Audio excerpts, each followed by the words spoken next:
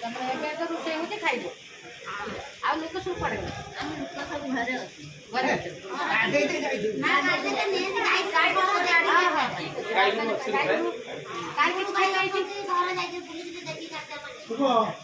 ଖାଇବା ତ ହେଇଗଲାଣି ଖାଇବା ଆଉ କଣ ସେଠିଟା ତ ଏଇନା ତ ଦେଖିବନି ସେଇଟା ଆମେ ଦେଖିବା ବୁଲିକି ଯିବା ବର୍ତ୍ତମାନ ବର୍ତ୍ତମାନ ଠିକଠାକ କରିବୁ ବୁଝୁଛ ଆଉ କଣ କହୁଛୁ ତ ଚୁଡ଼ା ବୁଡ଼ା ସେ ଆସି ଦିଆହବ ସମସ୍ତଙ୍କୁ ଠିକଠାକ ଦିଆହବ ଆଉ ଏବେ ତ ଖାଇବା ଚା ପାଣି ତ ପାଇବ ଚା ପାଣି ଏକଲା ଖାଇବା ଖାଅ 3ଟା 4ଟାରୁ ପାଇବ କହିଛି ସରପଞ୍ଚ କୁଆଡ଼େ ସରପଞ୍ଚ କହିଲା ଚା ଦୋକାନରୁ ମୁଁ କରିକି